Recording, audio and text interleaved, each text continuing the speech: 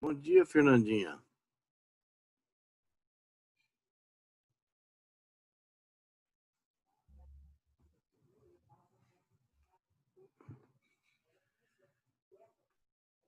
Bem, Fernanda? Tudo bem, professor. E o senhor? Bem, como é que foi de prova? Ai, foi bem, graças a Deus. Tava fácil a prova, né? Falar a verdade, não temos do que reclamar. É verdade. Eu acho Tranquilo. é difícil fazer uma avaliação mais rígida nesse sistema remoto, né? Mas eu ainda não baixei as notas, mas vou baixar. Você fez o trabalho naquele primeiro, você fez? Eu fiz todos, professor. Tá bom. É, Vocês já fizeram todas as provas, então, né? Sim, o prazo encerrou domingo. É, domingo à noite. Muito bem, me parece que terminado o primeiro ciclo, me parece que vai haver, acho que vai ter chamada, sabe? O professor vai fazer a chamada online. Depois Hum, do ciclo, depois de terminada essa fase, né? Não sei. entendi. Eu preciso ver ainda, ver essa informação, mas não confirmei nada ainda. Até agora as presenças são pelos acessos, né? No Pelos Aba, né? acessos, Não na é, aula, né? No Aba. no ABA. Muito bem, a gente precisa retomar, né? Essa turma é enorme, né? Essa turma tem 60 alunos. Esse é o pessoal do ódio, professor. Ninguém desiste. É o Tá pessoal todo do mundo. quê? O pessoal tá no ódio, ninguém existe. A turma completa. É, Pouquíssimas pessoas mudaram de período, mas não teve desistência, não. Pois é, mas o que eu fico triste é que eles não assistem aula, entendeu? Esse conteúdo que a gente está vendo é um conteúdo muito bom, né? Nós temos aí a reforma. Eu acho que quem deixa de aproveitar o momento, você perde o tempo, né? Tudo que a gente perde no momento, deixa de obter, você está postergando para um outro momento, né? Então a vida é assim, se a gente tem aula, tem conteúdo para ver, tem que ver. Ah, não, você não vou ver. Então, você está postergando para outro momento da vida para ver. Nem sabe se a gente vai ter outro momento da vida para poder ver, né? Então, ou se tiver, em que circunstâncias vão ser, vai permitir você. Então, a gente não. Eu falo assim que o pessoal da turma nossa lá é um pessoal muito novo, né, professor? E acaba, não que justifique tudo, né? Mas acaba que eles não dão a devida importância. Depois, de repente, eles podem sentir que poderia ter aproveitado mais, né? Exato. Talvez falta de maturidade, né? Isso. É isso mesmo. Bom, a gente precisa retomar, né, o conteúdo que a gente começou. Eu vou começar com você aí.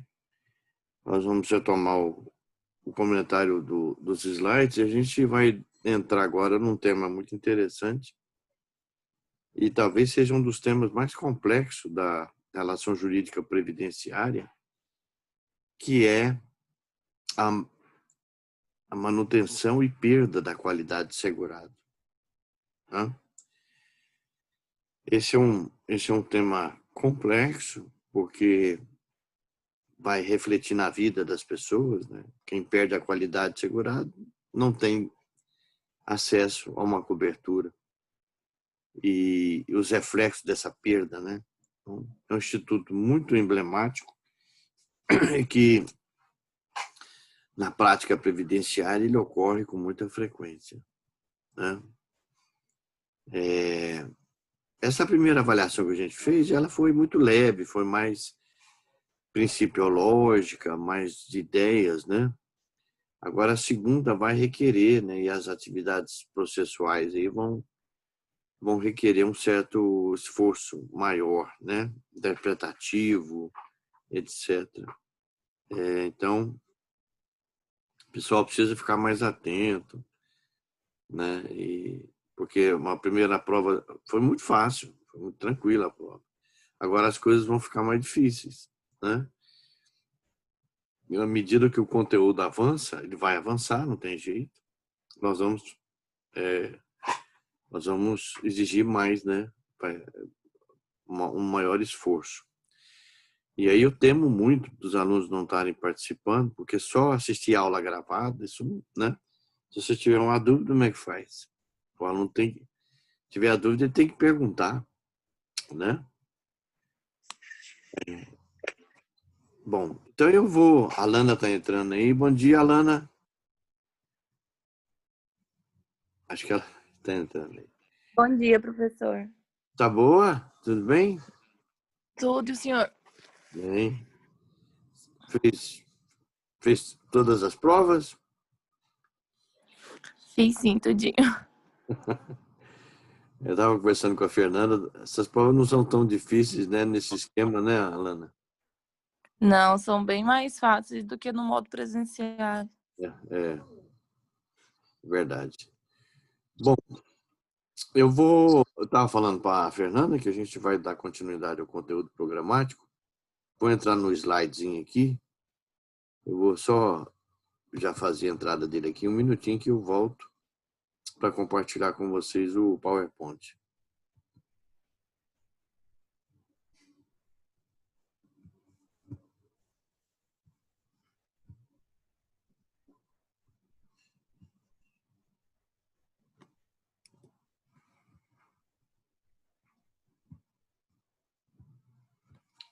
Então vamos lá. Seguir aqui a nossa toadinha, né? Nosso esqueminha. Bom, apresentação do slide, eu vou colocar ele mais aberto assim. Eu não sei se eu cheguei. Nós entramos.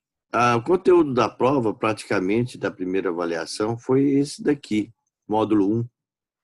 Eu até tinha dito que ia pedir o módulo 1 só, né? E depois nós começamos a falar sobre as prestações, né, previdenciárias.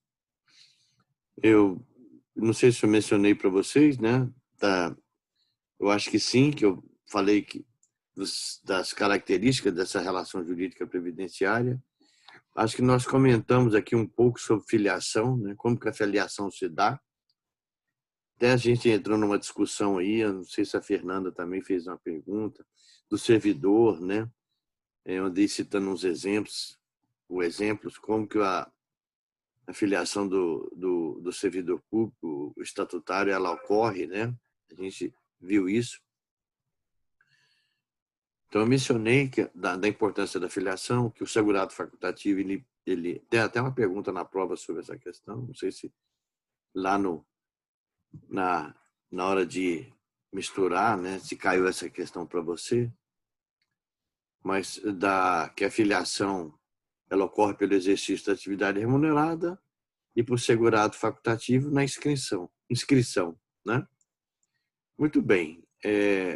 Dos segurados, o conceito de segurado, no slide também tem, né?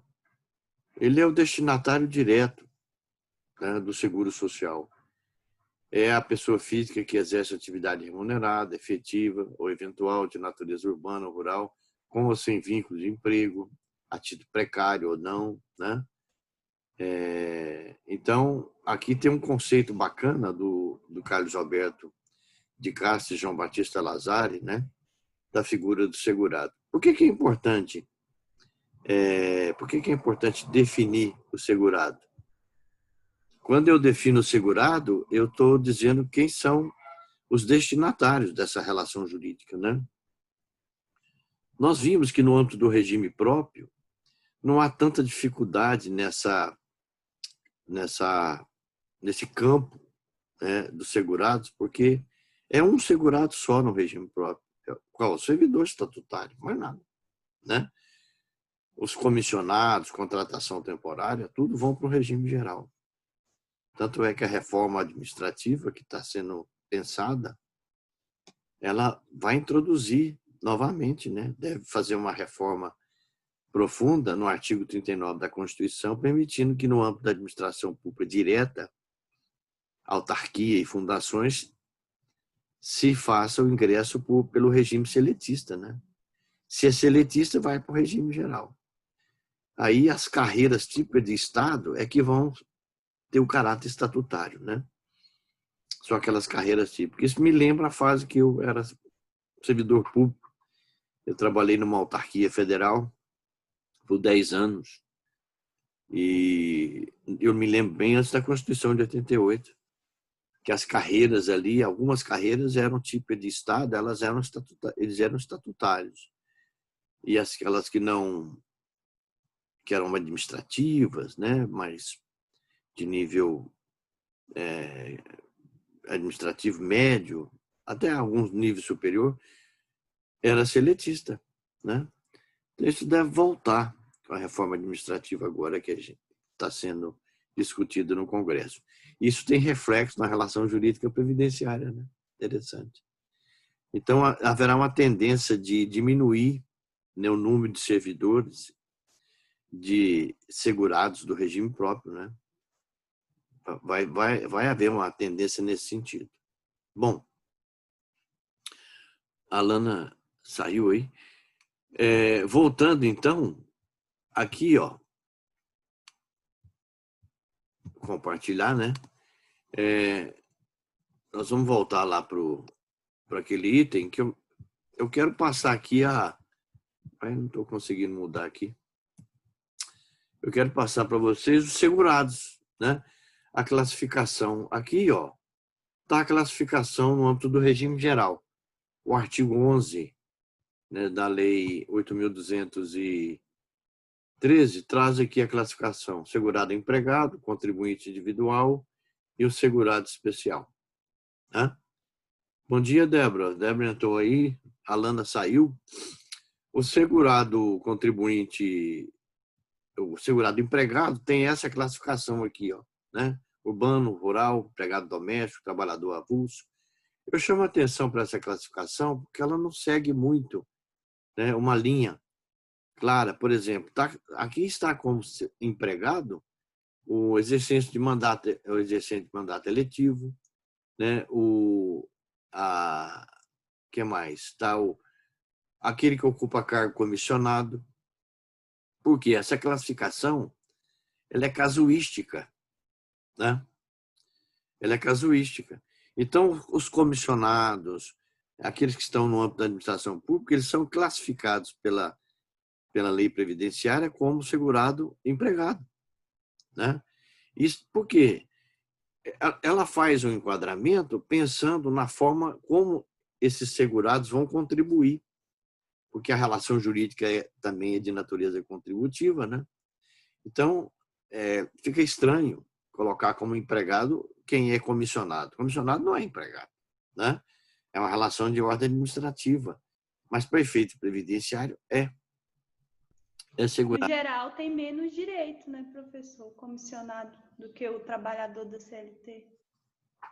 Ah, sim. Essa é uma grande questão, né, Fernanda? Por exemplo, no âmbito, se for judicializar, suponhamos que uma comissionada da Câmara Municipal de Anápolis, comissionada, suponhamos que ela é exonerada, baixa a portaria e ela está grávida, né? E aí? Ela vai invocar o quê? Estabilidade? Né? Onde que ela vai, se ela for judicializar essa exoneração dela? Ela pode alegar estabilidade? Não, eu sou estável, né? Mas aonde que ela vai entrar com a ação? Boa pergunta. Do seu ponto de vista processual aí, né? Na sua opinião, aonde que ela vai entrar? Na Justiça do Trabalho? Uma vara de fazenda pública?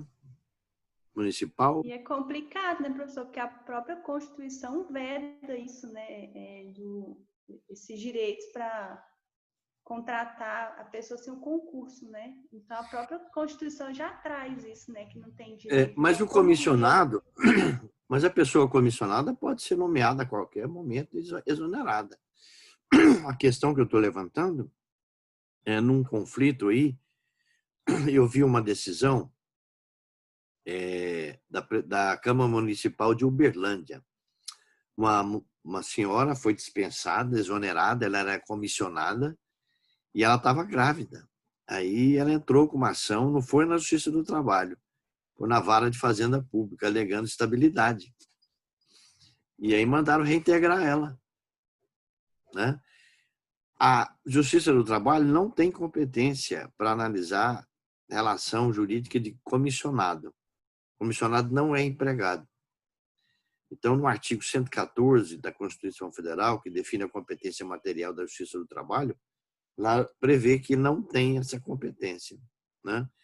Então, a princípio, seria uma vara de fazenda pública, num comissionado. Ele não é servidor, não é de cargo efetivo, ele é comissionado, mas ele também não é empregado. Então, a relação jurídica dele é administrativa.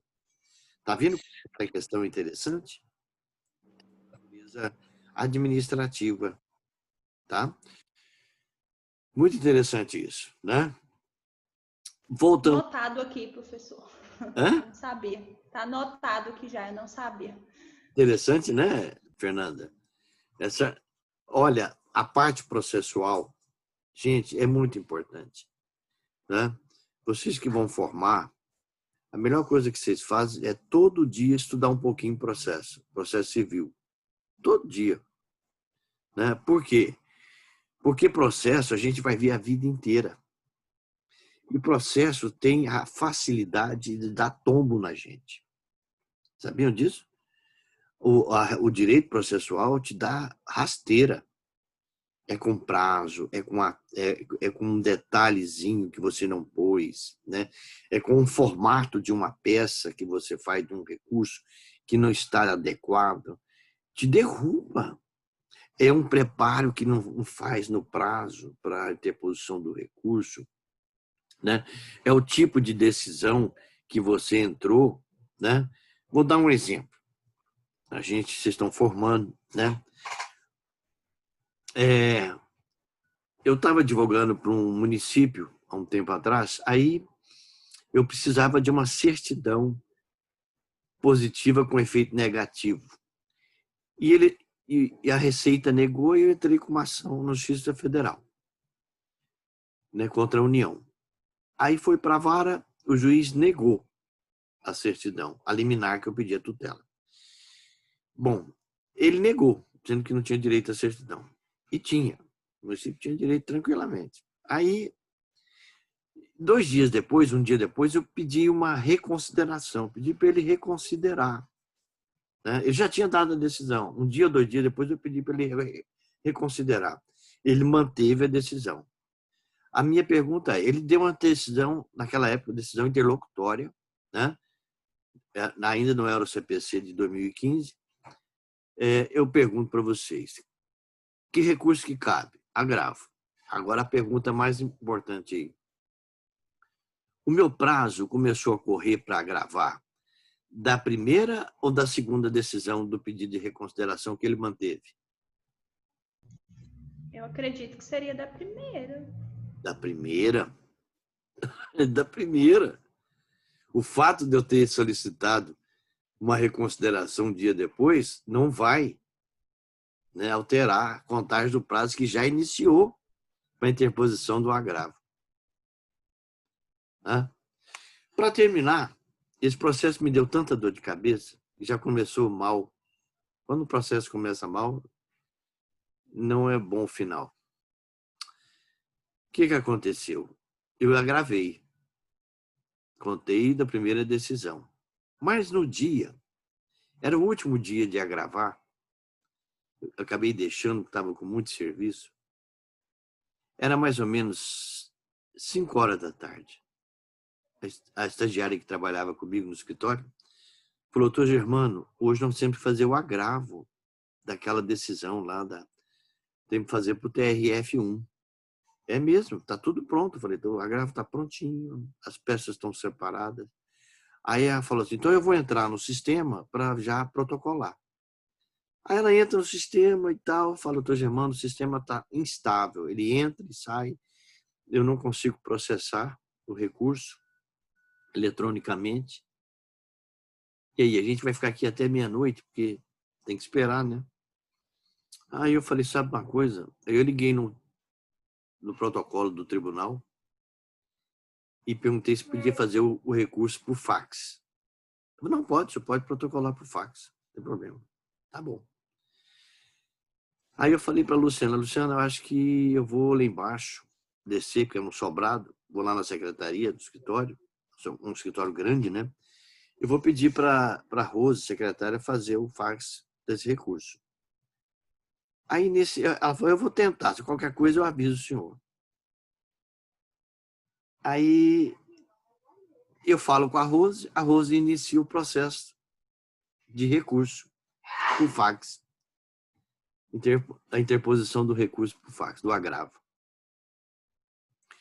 Eu subo, e aí a Luciana fala, doutor Germano, consegui, já protocolei, estou acabando de concluir aqui.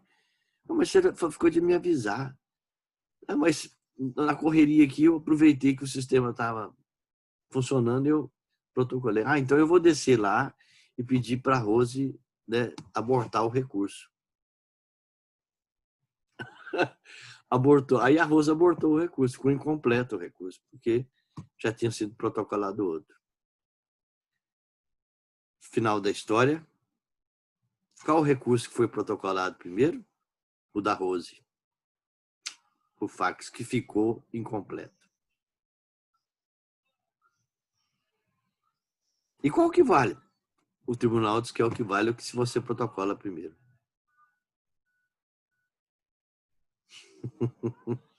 Concluíram? Hein, gente? Entenderam? Quem entendeu? Hein, pessoal? Professor, entendi. Nossa, que até tenso. Ficou bad, né? Ficou bad, como fala aí, né? Demais. Segundos. Foi abortado, foi protocolado. Questão de segundos, coisa mínima. Não aceitaram, né, o outro recurso. Eu aleguei que o sistema estava instável, que por conta dessa instabilidade que causou isso. Não. Primeiro, que o senhor abortou, que foi registrado. E eu não sabia. Eu fui a Brasília no outro dia para falar com a assessora da desembargadora federal. E ela me atendeu, sabe, com um olhar estranho, com a cara, um olho assim engraçado. E eu falei, doutor, quantos recursos o senhor protocolou? Olha, nós tivemos esse problema ontem, na hora de protocolar o recurso. Eu não sei qual que ficou, mas a princípio eu já tinha protocolado o que estava no sistema eletrônico. O problema, doutor, é que o que o senhor abortou foi o que foi registrado primeiro por segundos. E a gente só vai considerar o primeiro. Minha pressão subiu, foi para, sei lá para quanto que foi. Passei mal. Tá? Então, contando essas histórias para vocês, de vida profissional, para falar que é sério. A coisa é muito séria. Tá? Estudem processo civil. Muito. Vocês vão sair na frente. Quem sabe processo civil sabe bem. São poucos. Estuda bastante. Vocês vão ter até mercado de trabalho. Entendeu? Tá certo? E não esqueça que o processo da rasteira. E a rasteira é feia. Deixa a gente no chão. Tem outras histórias que ainda vou contar para vocês. Da vida. Muito bem. Vamos lá. Fernanda Tabejo, Francisco Tabejo, tá? Já perdeu até a fala. Né, Fernanda? Tá certo? Nossa, sua situação muito complicada, porque o senhor não deixou de fazer, mas aconteceu uma coisa totalmente inesperada, né? Como é que vai Exatamente. explicar para o cliente isso? Como? Né? Como que eu vou explicar para o cliente que aconteceu isso? Né? Eu fiquei extremamente chateado. Mas muito chateado. Eu entrei com agravo interno para tentar reverter, mas não reverte, não. Muito difícil. Na época, né? Depois acabou saindo a certidão administrativamente, conseguiram, mas o desgaste foi muito grande para mim. Né? E eu tive que pagar, eu estava na frente de tudo, a responsabilidade era toda minha, né? E não fugi dela. Falei com o pessoal da prefeitura, tudo, expliquei o que aconteceu. Eu estou dizendo isso para vocês porque a gente às vezes tem uma sensação um pouco fantasiosa de que o curso a gente vai levando, né? E o dia que a gente entra no campo de batalha, no exercício da profissão, a gente vai verificar, né? Hoje, os juízes estão decidindo, conduzindo os processos de forma muito temerária. Então, se você não for uma pessoa conhecedora e da parte processual, ele pode te dar uma rasteira. Ou então um assessor dá um despacho lá ridículo e o processo fica todo maculado, né? E se você não intervém na hora para poder mudar o rumo em que o processo está indo, né, vai ficar aquilo que você esperava, você não vai obter. Então está desse jeito hoje. Né? Os juízes praticamente estão deixando na mão de assessores tocarem os processos. Né? E a gente que é mais experiente, tem vivência, você não pode perder a rédea do processo. Não pode. Né? Se você perder as rédeas, né, vai para onde ele achar que o assessor acha que tem que ir. Não é, muitas vezes está errado. Está errado. Depois eu vou contar a historinha para vocês de casos que eu tive aqui no juizado. Tá? Muito bem. Vamos voltar lá. Vamos voltar para o nosso sistema aqui. Isso que aconteceu do agravo tem muitos anos. Foi antes do CPC novo. Vocês podem ver o tanque. Tem tempo, né? Por isso que eu tenho medo de processo civil. Eu sempre estudo processo civil, sempre. Vamos lá.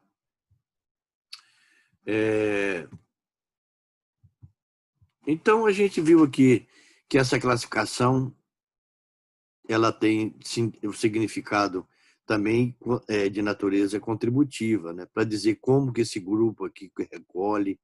Os contribuintes individuais são os profissionais liberais, né?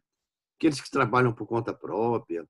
Daqui a pouco vocês vão formar e vão, né, atuar na vida profissional. Se forem trabalhar como profissional liberal, vocês vão enquadrar aqui, ó, como contribuinte individual.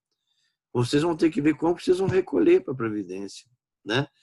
E o segurado especial é aquele que é a pessoa física, produtor rural, que trabalha individualmente em um regime de economia familiar. É uma figura emblemática, eu já comentei sobre ele, né? Ele não recolhe diretamente, ele prova o exercício da atividade rural, né? É o pescador artesanal também, e ele, então, não recolhe. Ele tem um benefício de aposentadoria por idade, aos 60 anos homem, 55 mulher, mas tudo é um salário mínimo. Né? E o núcleo familiar, a configuração desse segurado é muito complexa, difícil. Né? Ele tem... Porque se ele não recolhe, para ele aposentar, ele tem que provar o exercício da atividade rural. A Previdência não vai conceder um benefício para ele porque ele é segurado especial, só porque está lá escrito. Então, você prova que você exerceu atividade rural. Né? Então, para habilitar numa aposentadoria, ele precisa provar 15 anos de atividade rural. Então, ele tem que demonstrar isso. De recolhimento, não. De exercício da atividade rural. Esse é um tema Esse é uma área espinhosa da Previdência, difícil de entender, né? Mas eu estou sendo bem didático para vocês, né, terem uma ideia da figura desse segurado, né? Vocês estão tendo aula de direito tributário com o professor. Quem é o professor de tributário aí de vocês? Hein? É o Daniel. Ah, professor Daniel. Gente boníssima, né? Gosto mais dele. Olha, e um bom professor, ele entende bem direito tributário. O segurado especial, vocês devem estar vendo, já viram a parte geral de tributário, deve estar vendo a parte de tributos em espécie. O segurado especial, quando ele vende um produto rural, comercializa uma produção de milho, de mandioca, para uma indústria de alimentação, por exemplo, uma produção de soja, de tomate, né? Indústria que vende, por exemplo, né, extrato de tomate. Aqui em Nerópolis tem a Quero, né? É a Raiz que comprou a Quero. E a Raiz, ela compra, fecha ali com aqueles produtores que tem por ali né, na produção de tomate, produção de alho, produção. E aí esse produto, se ele for segurado especial, na hora que ele for vender essa produção, a indústria que compra, ela como substituta tributário, ela faz então, retém na nota, na hora de pagar aquele segurado especial, ela retém, né, um percentual e repassa para a Receita Federal do Brasil. Então, ela atua como substituta tributária, né? Substituto tributário nessa relação aí, tá bom? Certo, gente? Podemos seguir? E o outro segurado que eu mencionei aqui, ó, né? Ver se ele aparece aqui. É o segurado facultativo, ó. Quem que é o segurado facultativo? É aquele que não exerce nenhuma atividade profissional no âmbito do regime geral, né? Ele então recolhe, ele se inscreve e recolhe como facultativo, né? Qualquer pessoa, homem ou mulher, com mais de 16 anos, né, pode filiar-se à Previdência Social. Então está aqui a dona de casa, o estagiário, né, o incapaz, representado, o síndico, prestador de serviços, né? Quem, por exemplo, vai embora do Brasil por um tempo, né, vai para o exterior e não quer perder o vínculo previdenciário, ele pode recolher como facultativo, né? Então, o segurado facultativo ele não exerce atividade profissional, né, mas ele recolhe como facultativo para ter direito a uma cobertura previdenciária. Bom, então eu disse que essa divisão de segurados do regime geral, ela tem uma finalidade contributiva, né? E aí a gente tem relação aí de natureza tributária, né? Como que a Previdência, então, ela faz a divisão para estabelecer como que cada bloco vai recolher, né? Então, eu como empregado, eu sou empregado da Univangélica, né? Quando eu recebo, ela desconta, né? Eu estou dando um exemplo. Desconta essa contribuição. Mas com que base? Com base numa tabela. Se eu sou profissional liberal, autônomo, eu vou recolher de um outro jeito. Eu vou recolher com base numa estrutura, um regime contributivo diferente. E onde que está isso? Essa tabela, ela é elaborada, né, pela Previdência e atualizada todo ano. E agora, com a reforma previdenciária, teve uma modificaçãozinha, né, interessante que, de certa forma, criou-se uma tabela um pouco melhor para quem tem uma renda mais baixa na condição de empregado, né? Eu não sei se eu vou conseguir mostrar aqui para vocês, mas eu quero mostrar. Vou entrar aqui para mostrar a tabela, como que essa tabela funciona, das pessoas, o regime financeiro. Se você formar agora, final do ano, e decidir advogar, você tem que preocupar com a sua situação previdenciária, né? Já pensou? se acontece algo com você inesperado, como é que você vai fazer da vida, né? Então, você precisa planejar a sua contribuição para a sua aposentadoria mais na frente. Você pode ficar doente, né? Precisar de um auxílio-doença, pode ficar inválida, precisar de aposentadoria por invalidez, pode ficar grávida, a mulher, né? E precisar de uma licença maternidade, a Previdência vai te pagar. Só que você precisa recolher, né? E como que você vai recolher como profissional liberal? Essa é a boa pergunta que a gente, né, tem que fazer. Vocês estão se preparando para a vida, né? Vão sair daí para a vida, para o embate, né? O embate. Vou tentar mostrar a tabelinha aqui para vocês verem como que essa classificação tem a ver com a questão da tabela, tá? Vou entrar aqui e volto, só para poder achar a tabelinha e compartilhar com vocês. Um minutinho só, tá? Já vou voltar. Um segundinho.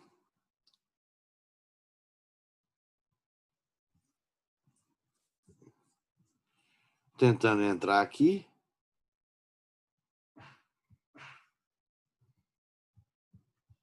Vamos lá. Tabela.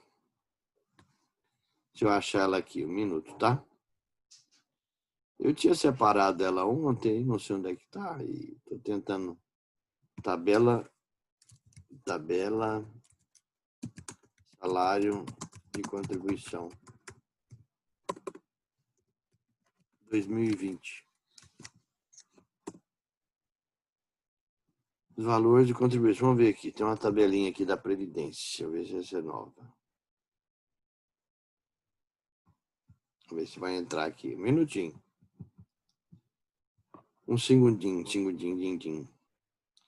Bom, eu abri aqui, vamos ver, tem uma tabelinha aqui boa. Tem.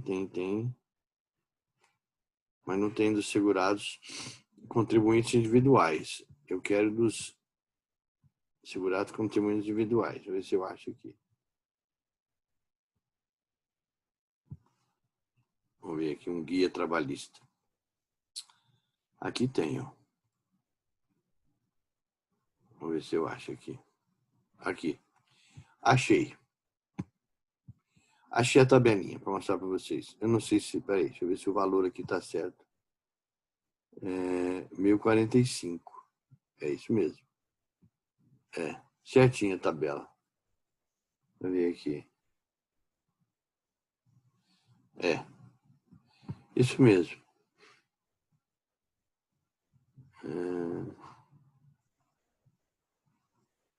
Deixa eu ver aqui. Estou achando essa tabela aqui que eu achei estranha. Salário de contribuição. Era esse aqui.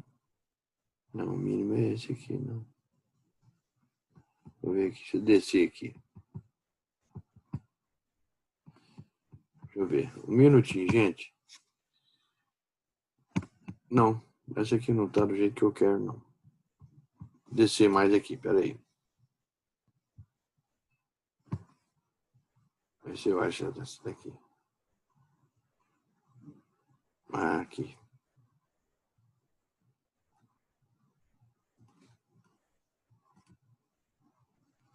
Vou mostrar primeiro dos segurados. Vou mostrar isso aqui para vocês. Ó. Essa tabela aqui, ó, tá vendo? É março de 2020. Para quem que ela serve?